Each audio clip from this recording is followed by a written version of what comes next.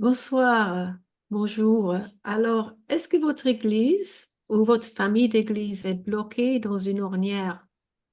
La transformation est possible, et pas seulement pour un individu, mais aussi pour une église, et même pour toute une famille d'église. Et dans cet entretien, vous allez entendre comment le Seigneur a opéré une telle transformation. Alors, bonsoir, bonjour, je suis Leslie Pierre. Je suis votre hôte pour cet entretien qui vous est offert par CRM Francophonie. Alors, CRM Francophonie est la branche francophone d'une école de coaching chrétienne. Bienvenue à tout le monde et je suis ravie de vous présenter Paul Tétrault. Alors, Paul est surintendant adjoint pour les assemblées de Pentecôte dans le district de Québec. Et ce district compte 300 pasteurs dans une centaine d'églises. Et tous ces pasteurs reçoivent du coaching. Paul a mis en place des formations pour former des pasteurs à utiliser les outils de coaching. Et aujourd'hui, il y a une trentaine de pasteurs qui sont devenus coachs certifiés au Québec, plus une douzaine en France et même 4 en Afrique subsaharienne. Et même, ils sont en train de former les pasteurs anglophones au Canada et aux États-Unis. Alors, Paul, merci beaucoup d'avoir accepté notre invitation et sois le bienvenu parmi nous. Oui, merci. Je vais juste faire une petite précision. Nos 300 pasteurs ou titulaires de l'aide d'accréditation ont la possibilité de recevoir le coaching, mais ceux qui ont vraiment été exposés comme il faut, de façon significative, on parle d'à peu près la moitié, les 150. Donc, on a encore du chemin à faire pour les autres 150, mais on est en chemin, on est en construction par rapport à ça. Et aussi, juste dire qu'on n'a pas un réseau international. Tout ce qu'on fait, nous, c'est qu'on donne nos legs à la France, aux États-Unis, à l'Ontario. On donne le départ avec notre expertise et ce qu'on a acquis depuis 10 ans, mais après ça, c'est chaque place est autonome pour développer leur contexte à eux pour l'accompagnement ministériel avec leur pasteur. Donc, je voulais juste faire la petite précision. On n'est pas rendu encore, on était à moitié du chemin. D'accord, ok. Merci, mais vous avez beaucoup d'avance sur la plupart des autres familles d'église, je pense. Et est-ce que je peux vous demander à tout le monde, sauf Paul, d'éteindre vos vidéos? Et comme ça, si vous voulez, cliquez sur afficher tout en haut à droite, afficher, et puis vous pouvez faire masquer les participants sans vidéo. Et comme ça, vous allez voir Paul et moi-même tout en grand comme ça.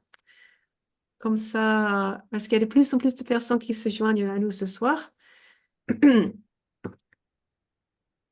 Alors, pour désactiver vos vidéos, c'est en bas, c'est ce qui ressemble à une petite bouillotte en bas à gauche. Bon, alors ce soir, Paul va nous parler de comment le coaching a transformé les assemblées de Pentecôte au Québec. Et puis, on espère avoir un peu de temps pour une ou deux questions. Alors, si vous avez une question qui brûle, écrivez-la dans la discussion avec votre nom et on va essayer on va voir si un peu de temps après. Et puis, on a quelques annonces pour des formations de CRM francophonie à venir. Et puis, on va finir à 19 heures Paris, ça fait 13 heures Montréal.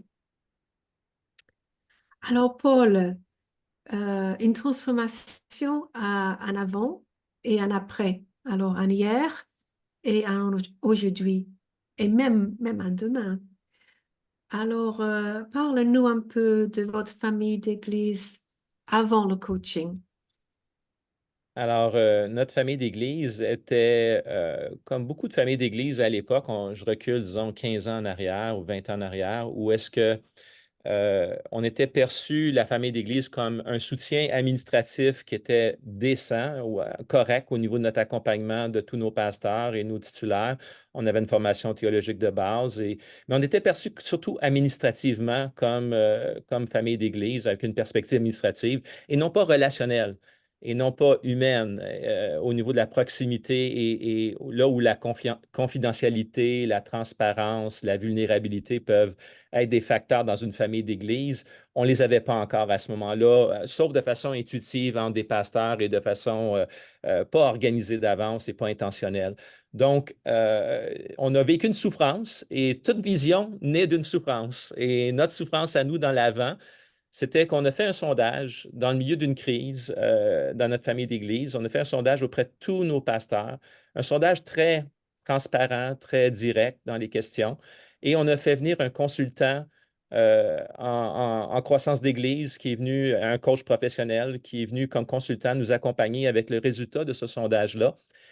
Et le résultat, c'était que nos pasteurs se sentaient seuls et pas appuyés pleinement. Il y avait un certain appui, mais il y avait vraiment une solitude. Et ça, c'était en milieu rural, en milieu urbain. Les pasteurs en général, jeunes ou vieux, il y avait une perspective que vraiment, une perception, c'est-à-dire qu'on était, les gens se sentaient seuls dans le ministère et pas appuyés comme on pourrait les appuyer. À travers cette souffrance-là, on a développé avec l'équipe de dirigeants du district nos valeurs afin que personne ne se sente seul dans le ministère et que tous puissent se sentir appuyés. Et donc, on m'a donné le mandat, on parle de 12-15 ans passés, de construire cet écosystème, un environnement propice à l'accompagnement où personne ne se sent seul, où est-ce qu'on crée un esprit de famille, où les relations, on transforme l'organisation administrative en une organisation relationnelle, où est-ce qu'on est en lien les uns avec les autres au niveau humain et confiance et tout ça. Et le premier morceau, évidemment, ça prenait des rendez-vous divins, ça prenait un coach professionnel comme Scott, comme notre ami de la Colombie-Britannique qui était notre coach.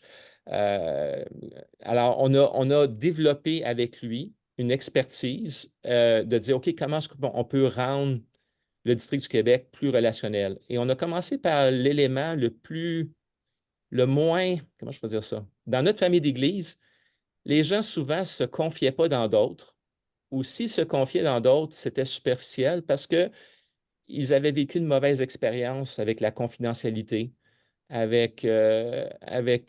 ont été trahis. Donc, se confier sur les vrais enjeux du ministère, le discours intérieur qui est réel à l'intérieur de nous par rapport à l'efficacité ministérielle, par rapport à nos relations, il y avait un vide là, de ce côté-là. Donc, on a commencé avec l'accompagnement en coaching comme un accompagnement ministériel parce qu'on a tous les mêmes défis ministériels dans le ministère et les pistes de solutions sont semblables pour tout le monde. Donc, on a développé cet angle-là avant d'aller dans le mentorat, avant d'aller dans la relation d'aide. On a commencé par l'avenue du coaching. Et ça, c'était l'avant. Et donc, on a commencé avec des cohortes de formation. Et dans les cohortes de formation, ce qu'il faut comprendre au niveau du coaching, c'est vraiment une approche différente de la culture professionnelle du clergé ou d'être pasteur. Parce que quand on est pasteur, on connaît la parole de Dieu, on étudie la parole de Dieu, on dispense la parole de Dieu, on est l'expert et on donne notre expérience et notre capacité à bien donner la parole. Donc, on est l'expert et les autres sont les élèves. Donc, je sais, c'est une mentalité, je sais. Et le côté négatif de cette mentalité-là, il faut toujours dispenser la parole de Dieu, il faut toujours l'apprendre et la donner. On ne met pas ça en doute ici. Mais le côté négatif au niveau de la psychologie, au niveau de notre mentalité, au niveau de notre âme, c'est quand je sais, j'arrête d'apprendre. J'arrête. Oui, je veux continuer à apprendre, mais je sais. Donc, aussitôt que quelqu'un me parle, je sais, j'ai la solution. Je suis en mode solution, je vais donner ma solution. Et ça, ce n'est pas un accompagnement toujours efficace dans certains domaines, surtout quand on s'accompagne entre les pairs, entre les pasteurs. Donc, la méthode de coaching, c'est je ne sais pas. Et je suis dans une écoute active et je ne prends pas pour acquis les réponses qu'on me donne.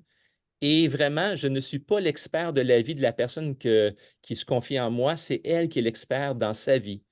Et ça, c'est totalement un renversement des rôles. Ou est-ce que quand on accompagne quelqu'un, je ne suis pas l'expert de sa vie, je n'ai pas la solution pour sa vie, c'est elle qui a la solution, c'est elle qui est l'expert de sa vie. Donc, c'est totalement une posture différente. Je ne sais pas. Et la beauté du coaching, c'est qu'on n'est pas passif, là.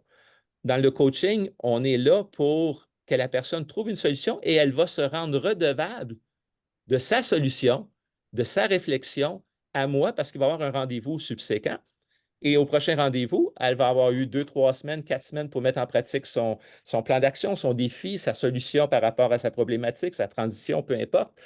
Et là, elle se rend redevable. Puis la première question que je vais poser comme coach, c'est Hey, comment ça a été ton plan d'action par rapport à faire de l'exercice maintenant et tu n'en faisais pas depuis des mois, puis tu voulais faire de l'exercice, on a adressé ça, et comment ça s'est passé? Donc, ou comment ça s'est passé ta vie de dévotion que tu as délaissée, ou comment ta transition de ministère, comment ça se passe maintenant, les nouvelles étapes dans une nouvelle transition de ministère par rapport à ce que tu m'as dit que tu t'engagerais à faire. Donc, on pose la question, mais c'est sa solution. C'était sa piste. Et après ça, on peut l'accompagner dans la continuité de ce processus-là de transformation ou de croissance ministérielle. Donc, la transformation se fait à 3 niveaux quand on fait du coaching. Je donne juste une base pour qu'on sache que vraiment, on accompagne les gens avec une grande efficacité. Les 3 niveaux, c'est quand on fait du coaching, évidemment, le Saint-Esprit. La valeur ajoutée du Saint-Esprit. Parce que le coaching, on va dire, est-ce que Jésus était un coach? Non, il n'était pas un coach, mais il avait une approche de coaching. Lui qui avait toutes les solutions, toutes les réponses. Il a posé au-delà de 300 questions dans les évangiles, dans ses rapports avec d'autres personnes. Il a les réponses. Pourquoi il a posé 300 questions et plus? Mais il était à l'écoute des gens. Il posait les questions, il était à l'écoute et il tenait les gens redevables de leurs réponses. Donc, une approche de coaching, c'est très biblique et Jésus est notre modèle par excellence. Donc, c'est vraiment, je ne prends pas pour acquis, nous, on n'est pas Jésus, on ne connaît pas le cœur des gens, donc on explore avec eux, on réfléchit avec eux, on est là pour les accompagner dans là où ils pensent que Dieu les appelle à devenir et à être. Et dans le modèle de transformation avec le Saint-Esprit, on a des paroles de connaissance, des paroles de sagesse. Dieu nous accompagne pour poser les bonnes questions. Et des fois, ça nous surprend. Il y a une question qui vient dans notre cœur qui est là pendant 5 minutes. Et si tu me permets, je vais te poser une question et tu peux interagir comme tu veux, la refuser, la modifier ou l'accepter, mais j'aimerais te poser telle question ou telle suggestion. Et quand on a une approche de coaching, la transformation se fait premièrement au premier niveau, au niveau des comportements. Alors, surtout avec les jeunes ouvriers, les jeunes pasteurs, c'est un manque de discipline, la procrastination dans le ministère, dans un domaine qu'ils n'osent pas dire à personne. Et dans une relation de confidentialité et de transparence, de vulnérabilité, ils peuvent dire, J'ai vraiment ce défi-là dans mon ministère. Et là, on adresse le comportement. Et à travers le coaching, la transformation va se faire au niveau du comportement, premier niveau. Deuxième niveau, au niveau de la transformation d'un pasteur, ça va se faire aussi au niveau de la réflexion.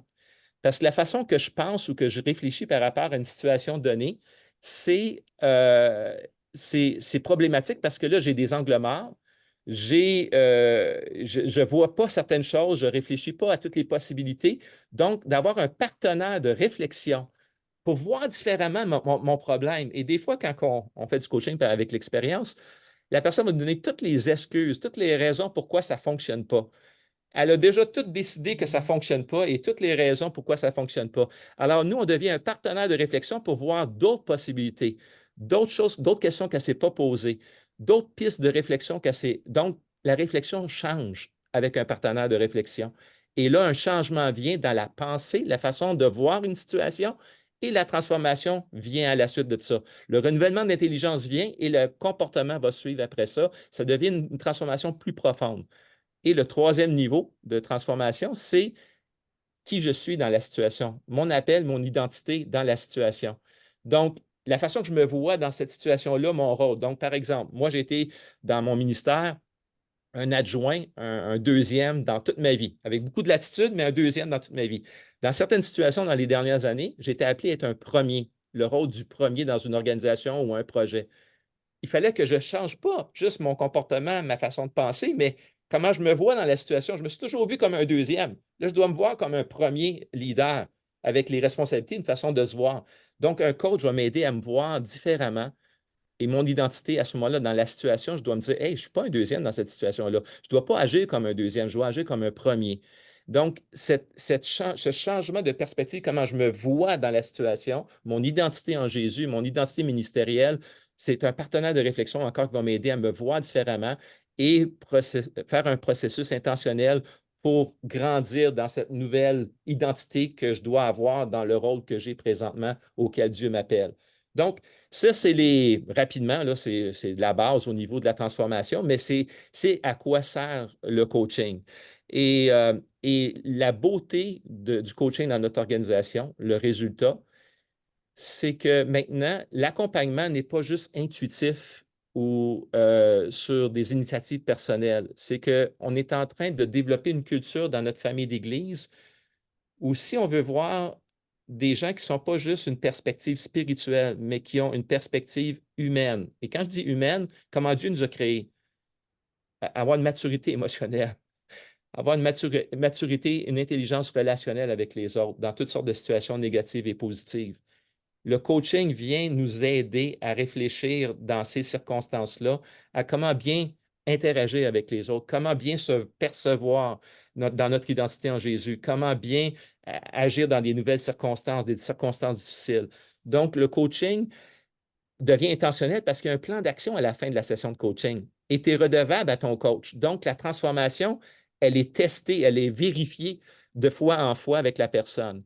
Alors, quand quelqu'un veut vraiment a une souffrance ou a un rêve de quelque chose de mieux pour sa vie ou vit une transformation, une transition pastorale ou ministérielle, le coaching vient nous aider dans notre organisation. Et ce que ça fait, l'effet incroyable, c'est qu'on devient vraiment une famille. Parce que dans nos formations, on a à peu près 12 à 15 personnes dans une cohorte et on met 2 étudiants, 2 pasteurs qui viennent apprendre à coacher et pendant 2 jours. Et il y a un coach certifié qui les accompagne dans la triade pendant 2 jours pour juste apprendre la technique de coaching. Parce qu'il faut désapprendre je sais à apprendre je ne sais pas. C'est tout un ajustement pendant 2 jours là, que le coach ou nos pasteurs doivent apprendre. Et on parle des sujets ministériels. Alors, c'est l'accompagnement ministériel, c'est moins invasif, c'est moins, ça ne fait pas peur. On est capable de parler en petits groupes de vraiment les enjeux réels du ministère. Fait que ce n'est pas des sujets qu'on invente, c'est des sujets réels. Alors, dans la triade, ils pratiquent avec un coach certifié et la courbe d'apprentissage devient très rapide. Et là, dans le groupe, en se parlant au dîner, en étant ensemble pendant 2 jours, ça devient des amis. Et on parle des enjeux ministériels, on se donne des solutions ministérielles, on s'accompagne. Alors, ces gens-là, quand on revient en conférence du district, peu importe, dans des grands rassemblements, mais ce n'est pas comment va ton église ou combien vous êtes dans votre église, c'est comment ça va toi? Et c'est comment toi tu vas comme pasteur. Et le côté relationnel passe, c'est la personne avant le ministère. Et là, les enjeux sont différents, la conversation est différente, la teneur des conversations, même quand on parle de ministère après ça, devient à un autre niveau. Et c'est là qu'on développe à ce moment-là les compétences de nos pasteurs. Et le gardien de notre culture de coaching, qu'est-ce que ça l'amène au niveau de l'intelligence spirituelle, émotionnelle, relationnelle. Notre gardien, c'est notre structure. Parce que ce que j'ai appris depuis 12 ans, c'est même quand nos pasteurs, j'ai fait un sondage à un moment donné avec ceux qui ont fait du mentorat, du coaching pendant 1 an, 2 ans. Ils ont fait le programme pendant 1 an. Et là, je les appelle 2 ans plus tard. Puis, comment ça va, l'accompagnement? Es-tu accompagné en coaching, mentorat? Est-ce que tu accompagnes des gens? Et la moitié de nos pasteurs m'ont dit cette année-là, quand j'ai fait le sondage, on ne l'a pas pratiqué, ou presque pas. Alors, même si on croit dans l'importance, même si on l'a vécu positivement, puis on a vu les fruits dans notre vie, de transformation dans notre vie, l'être humain tel que nous sommes, en tout cas nous autres aussi au Québec, c'est comme ça qu'on est, on va aller vers la facilité. On va revenir à nos vieilles habitudes. Je sais et je ne serai pas accompagné, et pas parce que je ne crois pas que c'est bon pour moi, que ça serait utile, mais simplement la voie de la facilité. Donc, notre façon de faire dans notre famille d'Église, nos coachs certifiés, on va vouloir augmenter de 30 à 60 l'année prochaine et après ça, monter et viser le maximum. Notre rêve, la vision future, c'est que tous les pasteurs puissent, sur une base régulière, 4-5 fois par année, être accompagnés et accompagner d'autres de façon intentionnelle au niveau de la transformation que j'ai expliquée et que ça fasse partie de juste leur pratique ministérielle. Et ça veut dire que le résultat de ces pasteurs-là, c'est qu'ils sont en santé. ils se gardent en santé. Et on leur demande de venir certifier parce que la certification les oblige à venir une fois ou 2 ans accompagner 2 nouveaux élèves, les oblige à pratiquer au moins 5 fois dans l'année. On va peut-être leur donner des étudiants du collège biblique parce qu'ils n'ont pas assez de pratique. On va les aider. Notre organisation, on est là, on est intentionnel et il y a un niveau où ils gardent une compétence minimum. Certains d'entre eux vont aller développer, puis vont aller chercher les cours professionnels et devenir certifiés KICF et tout ça. Et il y en a qui gagnent leur vie ou qui vont gagner en partie leur vie avec ça. Et ça, on n'empêche pas ça, les deux travaillent ensemble. Mais dans l'organisation, notre rêve, c'est que tout le monde puisse s'accompagner dans l'année et pour être en santé. Et quand l'ouvrier ou le pasteur est en santé, l'Église est en santé. Et maintenant, on a même des outils dans notre famille d'Église où on amène un séminaire d'approche de coaching, de culture de coaching auprès du leadership d'une Église. Et le pasteur certifié avec la formation qu'on donne dans l'Église locale auprès de tous les leaders, il y a comme une culture de coaching qui s'intègre dans la vie de l'Église où les gens deviennent plus humains, où les gens se confient à un autre niveau plus profond, où les gens développent une approche, je ne sais pas, tu es l'expert de ta vie, je suis là pour t'accompagner dans tes objectifs, dans ce que Dieu te montre et d'une façon intelligente et intentionnelle. Donc, on voit depuis maintenant surtout 5 ans, certains de nos pasteurs clés, nos leaders clés dans notre famille d'Église sont maintenant rendus où ils ont intégré la culture du coaching au sein de leur église locale, auprès de leurs leaders dans l'église locale. Donc, il y a une culture où on est vraiment plus. Le coaching amène aussi notre affaire. Ça enlève la hiérarchie dans l'église et ça l'amène à un niveau où est-ce qu'on est tous ensemble. On a des rôles différents, mais on est tous égaux et c'est du coaching de pair. Donc, il n'y a pas personne de plus important qu'un autre. Donc, il y a beaucoup d'humilité dans l'approche entre leaders. Il y a beaucoup de vulnérabilité, de transparence, la confiance, la confidentialité est gardée. Et ça fait en sorte que le noyau de leaders dans une église locale va être plus sain et donc reflète plus Christ, les valeurs de Christ dans l'église locale, dans le message qu'on proclame. Donc, ça, c'est un des effets que je commence à voir dans nos églises quand le pasteur intègre le coaching et la culture de coaching avec son leadership dans l'église locale et on essaie de faciliter le plus possible pour que ça soit une réalité. Donc, j'ai fait le tour du passé, du présent et de l'avenir, mais j'ai la version très courte, là, vu le temps qu'on a devant nous. Puis, je veux vraiment permettre à une période de questions à ce niveau-là. Ou si tu as d'autres questions, Leslie, je suis disponible. J'ai donné la version courte. Oui, merci beaucoup, hein. Alors, c'est vraiment passionnant et je vois quand tu parles de coaching, tu as un grand sourire, tu es vraiment passionné par le coaching. Et alors, tu as dit que les pasteurs qui sont coachés, ils sont en santé. Et ça me rappelle quelque chose que Philippe Jaurès a dit lors de notre sommet de coaching en décembre, sommet de coaching chrétien dans lequel tu as participé. Et merci pour ça, Paul. Philippe nous a dit que le ministère est pathogène et ça rend malade les humains. Et maintenant, un des valeurs des assemblées pentecôtistes de Québec, c'est des pasteurs et des leaders en santé dans tout leur être, le corps, l'âme et l'esprit. Euh, Est-ce que tu pourrais nous parler un peu de pratiquement qu'est-ce que ça veut dire qu'un pasteur est en santé? Euh, une, une des conséquences de l'accompagnement. Et puis, nous, dans notre famille d'Église, il y a comme une synergie entre le coaching, le mentorat et la relation d'aide. Fait qu'on a les 3 axes qui sont là pour la santé de nos pasteurs. Et un des axes qu'on le voit si le pasteur est en santé, c'est dans une de nos valeurs fondamentales sur laquelle on a beaucoup travaillé comme organisation, c'est les relations authentiques. Où est-ce qu'on est authentique dans notre discours et on ne se blesse pas et où est-ce qu'il y a beaucoup d'amour et du non-jugement, mais en même temps, on peut se dire la vérité avec amour. Et dans les relations authentiques, on découvre vraiment la santé où on est rendu dans notre santé. On peut dire qu'on aime Dieu, mais si on n'aime pas notre prochain puis on se comporte mal avec notre prochain, l'amour de Dieu est remis en question, l'Évangile nous dit. Donc, à quelque part, il faut un des tests, c'est dans nos relations les uns avec les autres. Et la relation les uns avec les autres aussi contribue à ma santé personnelle et relationnelle par rapport à ma santé avec Dieu et avec les autres. Donc, oui, je dois passionnément aimer Dieu, et ça, c'est le critère numéro un. Ma relation personnelle avec Dieu, c'est le critère premier pour une santé globale. Mais Dieu nous a créés hommes et femmes. Il ne voulait pas qu'on grandisse seul. Dieu nous a créés dans une famille, l'Église, des pierres vivantes qui sont toutes juxtaposées l'une après l'autre. On est une construction vivante les uns avec les autres. Donc, la santé spirituelle ne dépend pas seulement de ma relation avec Dieu. Ma relation avec Dieu est essentielle, c'est la chose la plus importante, la plus fondamentale, mais Dieu nous a créés de façon à ce que ça ne suffit pas. Il faut que je grandisse avec les autres et les autres deviennent le test de ma réelle spiritualité et de la réelle valeur de ma relation avec Dieu. La façon que je traite ma conjointe est un reflet de ma vraie spiritualité. La façon que je la respecte, la façon que je l'écoute, la façon que je suis un ami avec elle. Donc, le vrai test, c'est comment je traite les autres et comment je suis en relation avec les autres. Donc, le meilleur gage de santé spirituelle, c'est ma santé relationnelle, qui est le vrai test. Donc, à ce moment-là, pour moi, le coaching te met dans un contexte où tu n'as pas le choix d'être en relation.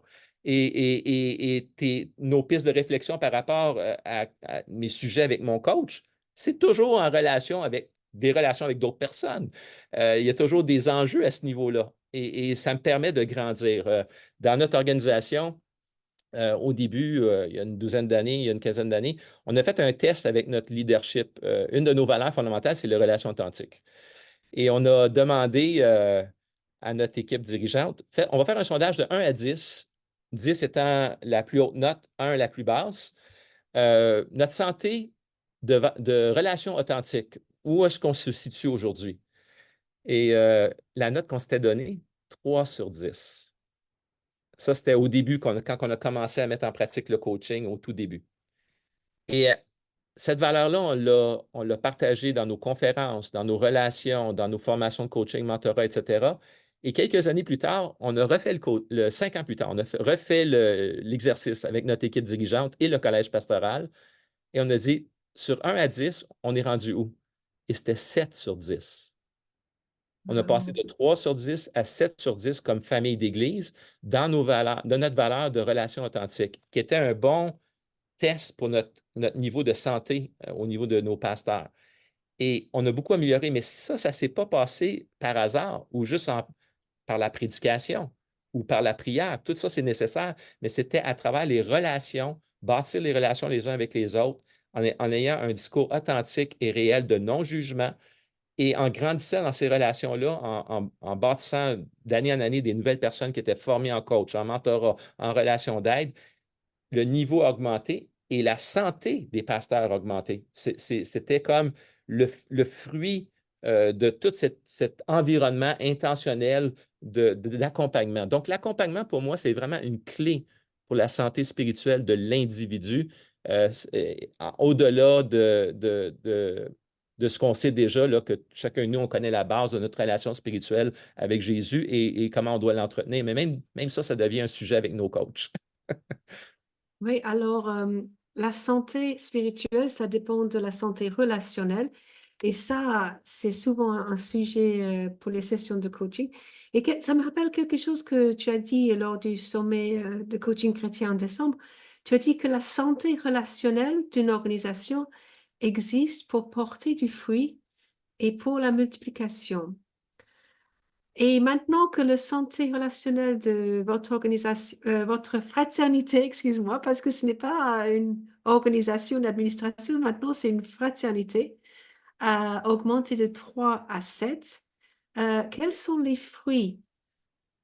Alors, ce qui était intéressant, c'est que j'ai fait le sondage en décembre dernier avec notre collège pastoral et l'équipe dirigeante. Maintenant, dans nos 7 valeurs, laquelle on veut adresser pour l'année qui vient?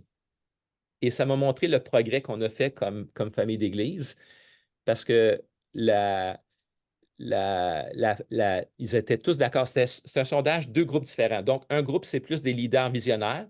Un groupe, c'est plus des leaders pastoraux, qui ont un rôle vraiment pastoral dans notre organisation. Pasteur des pasteurs par secteur et l'autre, vraiment la vision, la direction. Donc, 2 perspectives différentes, les visionnaires et le côté pastoral. Sondage ici, sondage là. quelle est dans nos 7 valeurs celle qui résonne le plus pour l'année qui vient? Et ils ont voté la même chose, les deux groupes, et c'était maintenant des églises en santé qui sont centrées sur l'Évangile et qui où les gens dans l'Église s'aiment les uns les autres et qui se concentrent leurs efforts et centrent leurs efforts à rejoindre leur communauté. Alors maintenant, c'est passé de la santé du pasteur dans notre organisation. Maintenant, c'est comme si on va continuer ça, mais on est rendu à un niveau où il y a une santé qui est beaucoup plus présente, qu'on réalise qu'on a fait du chemin. Maintenant, on veut voir cette santé-là se reproduire dans notre leadership dans l'Église locale afin de porter le message de l'Évangile. Et si on veut porter le message de l'Évangile, il faut que qu'est-ce qu'on dit et comment on se comporte sont la même chose. Et non pas qu'il n'y ait pas un vide, un grand écart entre ce qu'on dit et ce qu'on fait, notre comportement. Si notre comportement est toxique les uns avec les autres, ou si on gère mal les conflits, on gère mal les différences d'opinion, on gère mal, on est centré trop sur nous-mêmes et pas sur les autres assez. Ça, ce n'est pas le message de l'Évangile, mais si ça, c'est le comportement dans l'Église, par rapport à ce qu'on prêche, on se disqualifie de l'Évangile. La multiplication, c'est quand les deux sont le plus proches l'un de l'autre, le message avec le messager. Notre façon de vivre l'Évangile et notre santé spirituelle, notre santé émotionnelle, notre santé relationnelle est beaucoup plus près du message de l'Évangile. À ce moment-là, oh, la multiplication. Parce que des pasteurs en santé, des églises en santé, quand ils portent le message dans leur communauté et que les gens voient que qu'est-ce qu'on dit et comment on agit, comment on est, c'est la même chose ou presque la même chose. Ils vont savoir qu'on n'est pas parfait, on est encore pécheur, on est le même non-jugement, la grâce, elle est là pour tout le monde, mais ils voient quand même le reflet de Jésus en nous et ce qu'on dit, ce qu'on fait, il y a quelque part, c'est ensemble un même discours puis une même voix. À ce moment-là, oh, la multiplication. Et c'est ce qu'on voit, on commence à voir cela, des témoignages de multiplication où des gens, dans mon église à moi, dans une petite église, pasteur Philippe Joret, qui est notre pasteur, on rejoint des professionnels. Chez les professionnels qui sont dans le milieu séculier, si notre discours et ce qui on est et comment on reflète qui on est n'est pas la même chose, ils le voient tout de suite. Parce qu'eux-mêmes sont éduqués dans la santé émotionnelle, dans leur milieu professionnel, la plupart. Donc, ils vont voir si vraiment notre discours. Alors, la multiplication, elle est efficace lorsqu'on porte le message de Christ et qu'on l'a vraiment intégré dans nos relations les uns avec les autres. Et cette santé-là, elle sert à la multiplication. Mon rêve, c'est que quand il y a une moisson, un temps de moisson au Québec, et je prie pour ce jour-là où que le terrain va être fertile, l'Église, c'est de la préparer pour qu'elle soit le plus en santé possible pour qu'on puisse accueillir la moisson et qu'on soit capable, avec maturité, l'accueillir et bien en faire des disciples sur des bonnes bases parce qu'on le vit nous-mêmes. Hmm. Ah, merci. Alors, si vous avez des questions pour Paul, merci de les écrire dans la discussion. Euh, et je, je voulais juste parler, que tu parles un peu plus du coaching. Alors, qu'est-ce qu'il y a dans le coaching qui a pu donner ces résultats, cette transformation incroyable? Tu as parlé un peu, tu as mentionné confidentialité, tu as mentionné redevabilité, un plan d'action. euh, on dirait que c'est comme une baguette magique. Mais comment ça marche? Donc, quand quelqu'un s'engage avec un coach, premièrement, c'est une relation de pair, donc c'est pas hiérarchique. Donc, puis ça, c'était difficile au début parce que dans notre milieu à nous, on veut tous des héros spirituels et on veut tous suivre des mentors et des héros. Et ça, c'est bon, il n'y a rien de mal avec ça. Mais dans le coaching, c'est d'apprendre, je peux apprendre de quelqu'un qui est mon égal, qui est comme moi, qui vit les mêmes choses que moi.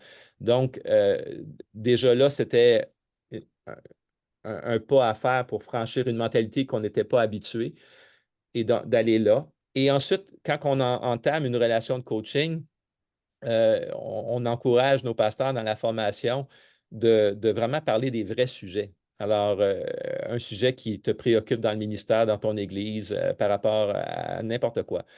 Et donc, à ce moment-là, il y a un engagement du coach envers celui qui est coaché, qu'on appelle le coaché, où est-ce qu'on dit, notre rencontre, notre temps ensemble, là, moi comme coach, mon seul engagement envers toi, c'est ton succès, qu'est-ce que Dieu veut pour ta vie et là où Dieu te conduit et te donner les outils pour aller dans la bonne direction et bien accomplir ton ministère. Donc, il y a vraiment un engagement de la part du coach de dire, je suis là vraiment pour toi, tu es l'expert de ta vie et je suis là en écoute active juste pour toi, puis être un partenaire de réflexion avec toi. Donc, il y a vraiment, pour la personne qui se fait coacher, c'est comme, wow, on m'accompagne avec sérieux pour ce que Dieu a pour moi. Donc, dans cet engagement-là, le coach va dire à son coaché, c'est confidentiel. Tout ce qu'on dit maintenant, je ne le répète pas à personne. Et même la seule chose que je vais prendre en note après notre entretien, c'est ton plan d'action. Parce que la première question que je vais te poser, c'est par rapport à ton plan d'action à notre prochaine rencontre. Donc, il y a une question vraiment de transformation. Il y a quelque chose qui, tu sais, parce que quand la personne commence à changer, disons, je pense, un exemple de base qu'au début du ministère avec les jeunes, c'est je ne fais pas d'exercice, je procrastine tout le temps à ce niveau-là. Je ne le fais jamais, ça fait des mois, je dis je vais le faire. Fait que là, on attaque la réflexion. Bien, pourquoi tu ne le fais pas? C'est quoi les résistances? Et ensuite, on attaque, OK, là, tu t'engages à le faire. Et là, la personne s'engage à le faire. Prochaine rencontre. Moi, je me suis engagé 2 fois par semaine, mais finalement, je l'ai juste fait 1 fois par semaine, du vélo ou de la course ou peu importe. Ah, mais c'est merveilleux. Avant, tu en faisais combien par semaine? 0. Maintenant, tu fais au moins 1 fois par semaine. C'est un progrès. C'est merveilleux. Alors, c'est quoi ton objectif pour notre prochaine rencontre? Donc, le coach est vraiment dans un accompagnement de grâce, de non-jugement, de miséricorde, comme on voudrait être traité nous-mêmes. Mais il y a une avance et on célèbre l'avance et avec la personne, elle progresse dans un nouveau comportement. Donc, le coaching, c'est confidentiel, non-jugement, où la personne peut être vulnérable par rapport au véritable enjeu qu'elle décide qu'elle a dans son cœur quand elle veut parler avec son coach. Donc, au début, c'est sûr que la relation de coaching, si la personne ne connaît pas beaucoup son coach, elle va aller avec des sujets plus sécures. Faire de l'exercice, peu importe. Mais mon expérience, c'est qu'avec mon coach, moi j'ai le même coach depuis maintenant une dizaine d'années. Maintenant, il me connaît, je le connais. Quand il me lance une question, je suis déjà dans mon plan d'action et des fois, je peux aller trop rapidement. Et là, ils ont posé d'autres questions par rapport à mes résistances ou mon passé, ou peu importe. Mais l'idée ici, c'est que quand on est en relation avec quelqu'un qu'on connaît bien, les questions deviennent plus profondes. Les transformations au niveau du renouvellement de l'intelligence, on va dans des sujets qu'on n'a pas osé aborder avec personne d'autre. Donc, il y a vraiment une relation de confiance qui peut se bâtir avec un coach pour adresser la personne entière, soit dans ma spiritualité, dans mes relations avec les autres, peu importe, dans les transitions, les défis que je peux avoir dans ma vie à ce niveau-là. Merci, merci Paul. Et alors, tu as parlé, c'était quoi? En tout cas, oui, quelle est la différence? Parce que tu as parlé vraiment de la renouvellement de l'esprit. Euh, mais il y a beaucoup de formations, c'est donné par les personnes qui ne sont pas des chrétiens. Mais quelle est la différence? Comme par exemple, quand le coach est chrétien et le coach est chrétien. Ah, la différence, j'ai fait allusion tantôt, mais peut-être pas assez, c'est le Saint-Esprit qui habite en nous. Et la voix de l'Esprit qui demeure en nous. Et évidemment, il y a tout l'aspect, quand on fait du coaching dans un contexte chrétien, on prie avant la rencontre. Moi, quand je sais que j'ai un rendez-vous la semaine prochaine avec tel pasteur, je suis en prière. Pendant une semaine avant, je prie, Seigneur, je prie pour telle personne, je prie pour son contexte, je me rappelle de son plan d'action si je fais un suivi. Alors, je t'en prie, Seigneur, aide-moi à être dans un bon état, au bon endroit dans ma tête, dans mon esprit, dans mon cœur, dans mes émotions, pour bien l'accompagner. Et donc, tout l'aspect de la préparation spirituelle dans la prière avant la rencontre. Et quand on ouvre souvent la rencontre en prière, puis on confie la session au Seigneur, on invite le Saint-Esprit tout simplement à nous accompagner dans la réflexion. Et il y a des questions peut-être que je n'aurais pas pensé de moi-même. Du point de vue humain, sans le Saint-Esprit, je n'aurais peut-être pas pensé à cette question-là. Donc, on a l'avantage par rapport aux non-croyants d'avoir le Saint-Esprit qui nous accompagne dans notre accompagnement de l'autre personne. Donc, ça amène des fois des questions, des paroles de connaissance, paroles de sagesse, Même des fois, en coaching, on n'est pas supposé donner des solutions, mais des fois, il y a des solutions qu'on peut proposer comme exception. Et quand on fait une proposition, écoute, ça me trotte dans la tête depuis 5 minutes, puis ça sort juste d'une écoute active et de l'écoute du Saint-Esprit en moi. J'ai telle idée par rapport que j'aimerais mettre sur la table par rapport à ce que tu vis. Tu peux la modifier, cette solution-là, tu peux la rejeter ou on peut tout de suite en parler, comme tu veux. Et souvent, quand je faisais ça, et ça arrive, c'est l'exception, là, ça n'arrive pas souvent, mais quand on arrive à ce point-là, puis on le fait, puis souvent c'est inspiré par le Saint-Esprit, la personne, sa première réaction, c'est non, ça n'a pas rapport. C'est pas, ça ne me touche pas ta question, on va continuer notre entretien. Mais ça m'est arrivé à quelques reprises, et d'autres coachs peuvent témoigner la même chose. Le Saint-Esprit parle aussi à l'autre personne. Et la personne, ce qu'on a dit, ça résonne, ça résonne, ça résonne. Et 10 minutes plus tard, hey, sais-tu, Paul, ce que tu m'as dit il y a 10 minutes, là? J'avais dit non, là, mais dans le fond, là, ça résonne en moi, puis ça l'amène telle réflexion. Je pense qu'on devrait vraiment parler de ça maintenant. Et c'est l'avantage d'avoir le Saint-Esprit, d'avoir cette écoute, être sensible à la voix de l'Esprit en nous, et l'autre personne a le Saint-Esprit. Elle aussi, Dieu lui parle. Et là, ça l'amène une dimension spirituelle dans l'entretien qui amène des transformations réelles là où Dieu veut la conduire. Donc, il y a toute une dimension du Saint-Esprit qui est là, que nous avons comme croyants, que la technique humaine de coaching elle-même n'a pas. Super. Et merci, Paul. Et on a une question de Michael. C'est une question en deux parties. Alors, on va traiter la première partie.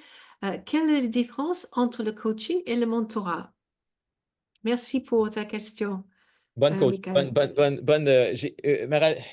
je vais vous expliquer un peu la différence par mon manquement qui est arrivé. Après 2, 3 ans de formation en coaching, on faisait le programme de mentorat dans notre district. Donc, on invitait 12 pasteurs par année dans une cohorte de mentorat, un programme d'1 an où on a un mentor une fois par mois, puis on fait 3 résidences de 3 jours avec des sujets ciblés sur tout ce qui fait qu'on réussit le ministère ou on échoue le ministère, toutes les vraies questions. Donc, on a un programme de mentorat qu'on a monté et qu'on a établi. Et je faisais le mentorat, je faisais le coaching. Et, et dans le coaching, des fois, je perdais patience avec mon coaché. Et, euh, pendant 6 mois à peu près, je n'ai pas respecté le processus du coaching. Parce qu'en coaching, tu n'es pas le maître du contenu, tu es le maître du processus, juste la façon, le processus de coaching. La solution appartient au coaché. Moi, je perdais patience parce que je ne trouvais pas que mon coach allait assez vite. Fait que j'arrivais puis je me mettais en mode mentorat. Et le mode mentorat, c'est je t'ai entendu, je t'ai écouté et moi, je pense que voici la piste que tu devrais prendre. Tu devrais considérer tel aspect, tel aspect. As-tu considéré tel aspect? Je pense que tu devrais faire ça. Donc, le mentorat va être beaucoup plus directif et je me permets de lui dire hey, tu devrais lire tel livre. Tandis que quand on fait du coaching, on va à la vitesse du coaché. Il faut respecter la vitesse du coaché et ses solutions à lui, ce n'est pas les miennes. Donc, peut-être moi, dans ma tête, je pense que ça ne marchera pas, ça ne fonctionnera pas, mais il faut que j'aille à sa vitesse. Et ça, c'est la grande différence. C'est qu'en coaching, le coaché est l'expert de sa vie et on respecte son rythme et on n'amène pas de solution pour elle. En mentorat, on se permet de donner nos solutions. Parce que souvent, on va faire affaire avec des plus jeunes dans le ministère, des gens qui débutent un nouvel horizon. Même quand je fais du coaching, des fois, je vais mettre sur la table qu'est-ce qu'on appelle des grids en anglais, là, des schémas de leadership pour l'aider à développer sa solution, mais je fais juste donner une grille par rapport à ce qu'elle a déjà dit. Je ne le ferai pas si elle ne l'a pas dit. Tandis que dans le mentorat, je vais pouvoir me permettre d'amener une grille parce que je connais la personne, parce qu'elle a fait son test Berkman, parce qu'elle a fait son test DISC. Je vais dire, hey, je pense que tel outil serait important pour toi. Je veux que tu accomplisses telle grille ou tel test ou tel devoir. Donc, le mentorat va être plus directif. Il y a plus d'initiatives de la part du mentor pour sa vie et souvent on fait affaire avec quelqu'un qui est plus jeune dans le ministère, pas autant expérimenté. Euh, et fait que ça serait probablement ça la façon la plus pratique de l'expliquer. Le mentor on s'ingère un peu plus. Et aussi, dans notre contexte à nous, au niveau du district, pour que la personne puisse bâtir sur le succès de la confidentialité, le succès que ça reste confidentiel, le fait qu'on fait de l'accompagnement seulement ministériel dans le cadre du coaching, le danger de briser la confiance, la confidentialité est beaucoup moins grande. C'est plus sécure. Dans le mentorat, on touche la personne entière. Donc, on va toucher sa vie personnelle, sa vie de couple. Tous les enjeux, des fois, qui vont faire qu'elle peut faire naufrage par rapport au ministère ou elle ne va pas au maximum de ce qu'elle... On peut tout faire ça avec le coaching, mais c'est totalement une autre approche. Donc, c'est plus directif. On s'ingère plus dans la vie de la personne et on amène plus de solutions que dans un mode de coaching. Et les deux sont parallèles. Des fois, là, nous, nos meilleurs mentors, c'est ceux qui ont une approche de coaching. Parce qu'il y a des moments dans le mentorat où est-ce qu'on doit poser des questions. Et il faut que la personne fasse ses recherches d'elle-même parce que le meilleur apprentissage d'une transformation, ce n'est pas quand quelqu'un adopte ma solution, c'est quand elle a adopté sa solution. Elle est plus redevable, puis le changement va être plus durable. Quand quelqu'un suivait, quand j'ai fait mon erreur de faire du mentorat dans mon coaching dans ma deuxième, troisième année, j'ai découvert que les transformations étaient moins durables parce que c'était ma solution pour sa vie. Donc, elle pouvait vivre une transformation de 2, 3 mois sur un sujet quelconque, quelque chose qu'elle s'est donné comme devoir, mais suite à mon intervention. Quand c'était d'elle-même et que ça venait de sa propre réflexion, un an plus tard, le changement est encore là, la transformation est encore là parce que c'est sa réflexion, c'est sa vie et c'est elle qui a fait le processus de ses propres pensées avec le Saint-Esprit pour changer son renouvellement de l'intelligence et la transformation ou de ne pas avoir peur de faire foi avoir de la foi face à une nouvelle aventure, un nouveau rêve qu'elle va accomplir. C'est son rêve, c'est elle qui va de l'avant. Donc, la différence est peut-être plus au niveau de nous, on a limité au niveau ministériel, au niveau du coaching. Ici, la vie entière. Ici, on peut s'ingérer un peu plus, prendre plus d'initiatives. Ici, on respecte le rythme du coaching. Merci beaucoup. Alors, dans le coaching, le coach tient le processus et le coaché tient le contenu. Merci. Et puis, la deuxième partie de la question de Michael, c'est par rapport à la formation et la certification. Alors, pour les pasteurs des assemblées, des ADD qui sont parmi nous, euh, est-ce que tu peux nous parler de quelle formation vous offrez à eux et la certification surtout? OK. Alors, nous, ce qu'on fait, c'est que John Kaplan, qui était maître coach, qui était un adjoint surintendant pour un district de 200 églises en Colombie-Britannique, a monté un cours, une formation de coaching de base, fondamentale de base, qui est au total 4 jours. Donc, nous, on fait un programme de 1 an maintenant, 2 jours au début de l'année, 2 jours à la fin de l'année.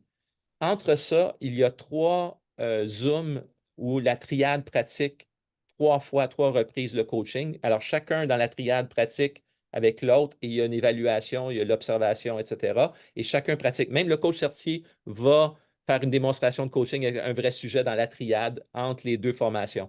Donc, la formation de base, c'est désapprendre. Je sais, je ne sais pas. L'autre est l'expert de sa vie et apprendre la structure de base du coaching selon les principes d'ICF. Et à la fin des 2 jours, le cours est monté à ce qu'elle connaît la technique de base. À la fin des 2 jours, avec la triade, avec le coach certifié qui les accompagne, on est capable, avec succès, en 2 jours, à la fin de 2 jours, la personne connaît la structure du coaching de base au niveau de comment être gardien du processus.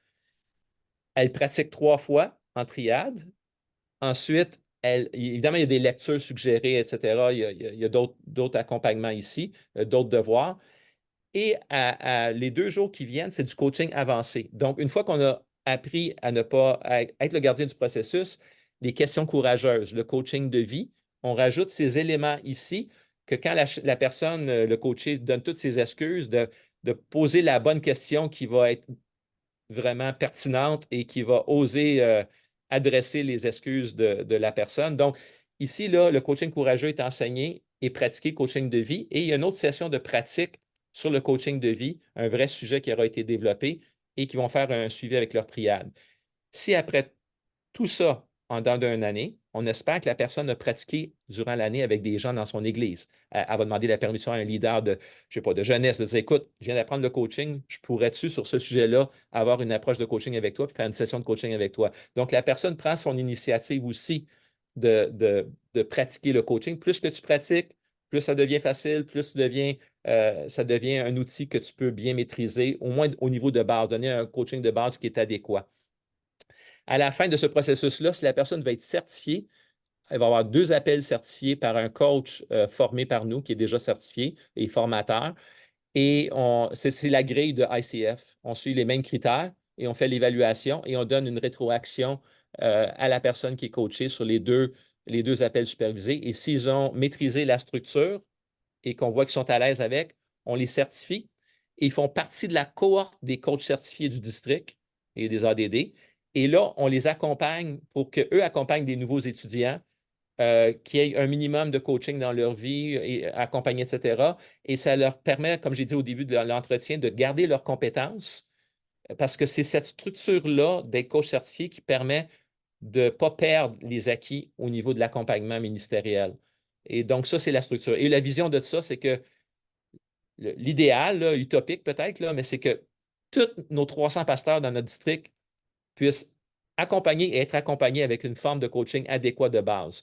Quand il y a des sujets plus importants ou plus tu vas aller avec un coach professionnel puis approcher un Philippe Joret ou quelqu'un on le fait, puis les gens vont payer pour ça. Mais on veut au moins à la base que le corps édifie le corps par un accompagnement intentionnel et de qualité les uns avec les autres et qui amène un résultat dans la vie des pasteurs. Super, merci Paul. Et si un pasteur des ADD parmi nous qui veut se former avec vous, qu'est-ce qu'il doit faire? Il doit simplement approcher, c'est Yann Antoine, le nouveau président, et je pense que c'est Laurent Wagon qui gère ça. Il y a aussi Franck, je ne me rappelle plus son deuxième nom, et qui ont comme un noyau. L'Île-de-France ont commencé la formation. C'est l'Île-de-France qui ont commencé, qui ont 12 coachs certifiés présentement. Et c'est eux qui peuvent faire le suivi avec les ADD de France par rapport à ça. Alors, c'est Yann Antoine qui serait la personne clé qui pourrait bien vous pister avec les personnes pour avoir la formation et être suivi parce qu'il y a déjà 12 coachs certifiés dont Yann connaît bien les personnes et peut pister à la bonne place. Oui, alors Yann-Antoine, j'ai mis son nom dans la discussion. Il est président des assemblées Oui, de Dieu en Dieu France vient maintenant. d'être voté il y a quelques mois et je pense qu'il est entré en fonction il y a 2 mois. Il est encore pasteur de Oui. son église et il y a Laurent Wagon. Oui, c'est ça, exactement. Laurent Wagon est Merci, merci l'autre personne Didier. clé là, avec qui communiquer si vous voulez vivre cette formation-là. D'accord, super, merci.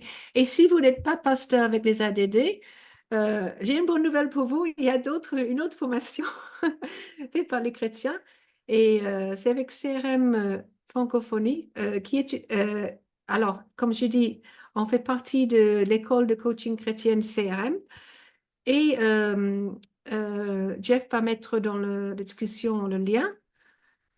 Et justement, on commence avec CRM Francophonie. On a une formation, c'est une initiation au coaching et c'est pendant 6 après-midi. Et notre prochaine initiation au coaching, ça va se passer en janvier. Alors, il y a les liens dans le chat. Vous cliquez sur le lien, vous allez ouvrir les pages pour vous renseigner. Et avec cette initiation de coaching, on peut continuer si on veut et même on peut devenir coach certifié avec la Fédération internationale de coaching.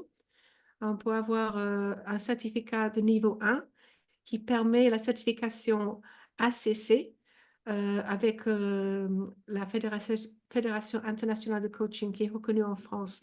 Et avec CRM Francophonie, nous avons 13 coachs qui sont en train d'aller vers les certifications et dans 3 qui sont vraiment très, très proches. Il faut juste qu'ils complètent leurs 100 heures de pratique et qu'ils passent l'examen de l'ICF. Et puis, normalement, ils ont la certification. Alors, nous organisons aussi des webinaires gratuits tous les 2 mois. Alors, si vous êtes inscrit à ce webinaire, vous serez aussi inscrit à notre bulletin mensuel. Et c'est ce bulletin qui va vous donner les détails de nos webinaires à venir. Le prochain webinaire, j'ai dit tous les 2 mois, mais on va prendre une petite pause pendant l'été. Le prochain webinaire sera en septembre. Alors, vous allez recevoir les détails dans le bulletin de CRM Francophonie qui va sortir juillet, août-septembre. On va parler de notre prochain webinaire.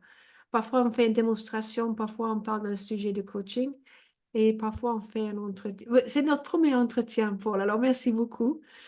Oui, Paul, merci beaucoup d'avoir partagé avec nous comment le Seigneur a transformé vos assemblées au Québec et qui continue de vous bénir, de vous transformer à son image, de gloire en gloire par l'Esprit du Seigneur.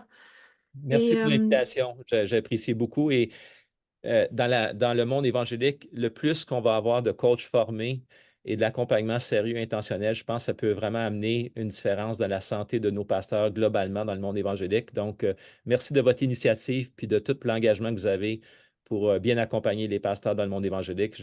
J'apprécie beaucoup et je le célèbre. merci beaucoup, Paul. Et est-ce que tu peux prier pour nous, s'il te plaît? Excellent. Seigneur, mon fardeau, Seigneur, pour toutes les familles d'Église qui sont représentées ici sur cet appel et ceux qui sont à l'écoute.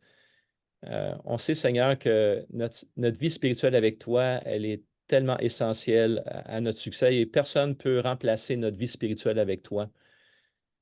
Au-delà, Seigneur, de ce que nous, on doit faire et que personne ne peut faire à notre place, tu nous as appelés à vivre en famille. Nous sommes ta famille. Tu nous as appelés à vivre côte à côte et d'être des gens qui vont s'édifier les uns les autres, d'être des agents de réconciliation entre nous et dans ce monde. Donc, Seigneur, on veut répondre à cet appel d'être des pasteurs et des missionnaires en santé spirituelle et relationnelle et émotionnelle, où est-ce que le reflet de qui nous sommes et comment nous agissons va de pair avec le message de l'Évangile, de ta grâce, Seigneur, de ce que tu as manifesté pour nous. Donc, Seigneur, je te prie pour toutes les familles d'Église et tous ceux qui sont à l'écoute, pour ceux qui n'ont jamais été coachés et qui n'ont jamais vécu le coaching, qui puissent se lancer et le goûter, Seigneur, et d'y aller, Seigneur, de voir le bénéfice que ça peut leur apporter, non seulement à eux, mais à ceux qui les entourent, ceux qui sont en influence avec. Donc, Seigneur, je te prie vraiment que ceux qui sont peut-être juste au début de la démarche puissent vraiment s'aventurer et prendre le risque d'aller de l'avant. Et pour ceux, Seigneur, qui connaissent le bienfait du coaching, qui le vivent dans leur vie, qui le pratiquent, Seigneur, aide-nous, Seigneur, à encore plus le pratiquer et le plus l'étendre autour de nous et que nos témoignages de vie transformée, nos témoignages de ce que ça fait d'être accompagné et d'accompagner d'autres, le bénéfice, Seigneur, pour ton royaume, qu'on puisse le partager autour, Seigneur, et que les gens puissent voir qu'on n'est pas appelé à faire le ministère seul. Tu nous appelles à vivre les uns avec les autres et s'encourager les uns les autres, s'édifier les uns les autres, s'exhorter les uns les autres avec intentionnalité, avec intelligence spirituelle, émotionnelle, relationnelle. Donc, Seigneur, merci de le faire et merci pour ce que tu es en train de faire dans le monde évangélique. Et on te demande, Seigneur, de bénir chacune de nos entreprises, chacune de nos initiatives dans ce sens-là pour bien s'équiper les uns les autres pour l'œuvre du ministère. Donc, Seigneur, c'est dans ton nom que j'ai prié. Amen. Amen. Bon, merci beaucoup encore une fois, Paul. Merci à tous les participants, les auditeurs. Et je vais arrêter l'enregistrement.